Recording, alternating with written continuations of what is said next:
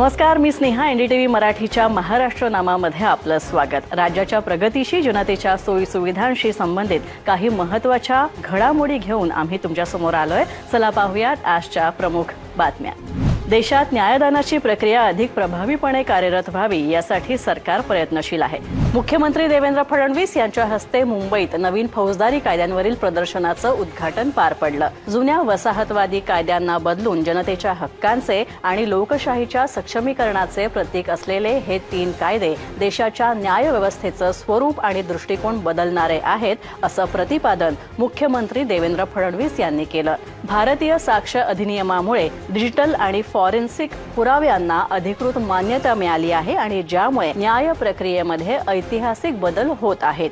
अलीकडच्या काळात गुन्हे सिद्ध होण्याचं प्रमाण महाराष्ट्रात 53% कायद्यांमुळे 90% जाण्याची शक्यता आहे. तारीख पे तारीख ही संकल्पना यामुळेच आता संपुष्टात येते, तर वेळेतच खटले पूर्ण होऊन न्याय मिळवणं आता सहजच शक्य होणार आहे. सायबर गुन्हे आणि आधुनिक तपासासाठी तंत्रज्ञानाचा वापर वाढला आहे. मुख्यमंत्री देवेंद्र फडणवीस यांनी गृह विभाग आणि पोलीस यंत्रणेचे या निमित्तानं अभिनंदन केलं. तसंच कायद्यांच्या प्रभावी अंमलबजावणीसाठी महाराष्ट्र देशात अव्वल ठरेल असा विश्वास सुद्धा त्यांनी व्यक्त केला. विशेषतः 14 शासन निर्णयातनं आपण 53% आता पोहोचलो.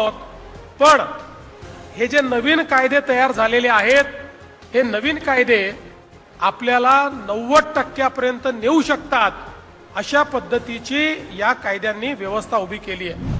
शाश्वत शेतीसाठी उत्तम बीज उत्पादन आणि निर्मिती ही महत्त्वाची असते. गुणवत्तापूर्ण आणि सुरक्षित बियाणांवर भर दिला जातोय. यातून शेतकऱ्यांचं उत्पन्न वाढवण्याचा आणि पर्यावरणाचं संरक्षण करण्याचा सुद्धा प्रयत्न केला जातोय. राज्याचे मुख्यमंत्री देवेंद्र फडणवीस आणि केंद्रीय मंत्री शिवराज सिंह चौहान यांच्या हस्ते मुंबई एशियन सीड काँग्रेस 2025चं उद्घाटन संपन्न झालं. जगभरातल्या 50 पेक्षा जास्त देशातल्या बियाणे उद्योगातल्या प्रतिनिधी या परिषदेमध्ये सहभाग नोंदवला.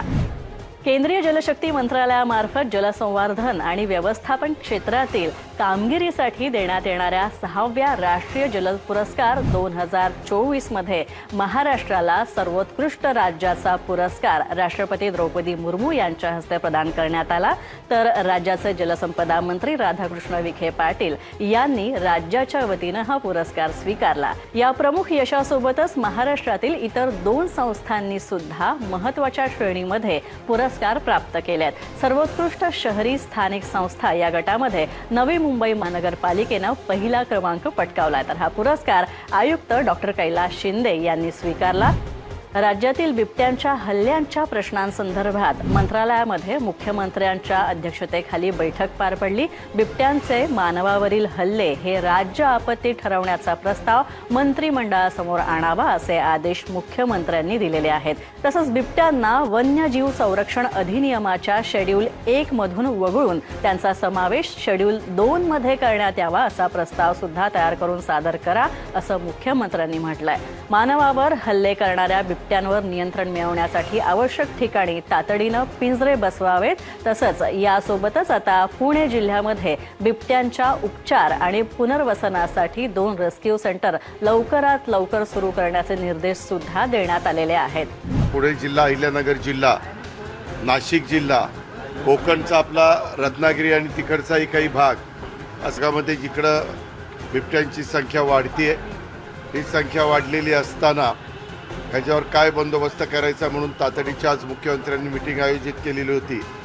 आणि त्या मिटिंगमध्ये ताबडतोब काही गोष्टी अशा आहेत की त्या तातडीनं सुरू करण्याची गरज आहे.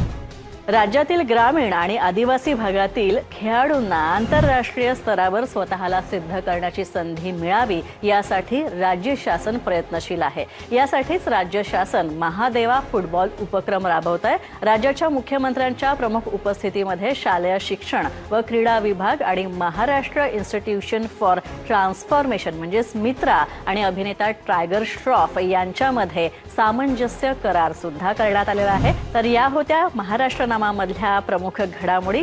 यानंतर इथेच थांबूया. नमस्कार. पाहत राहा एनडीटीव्ही मराठी.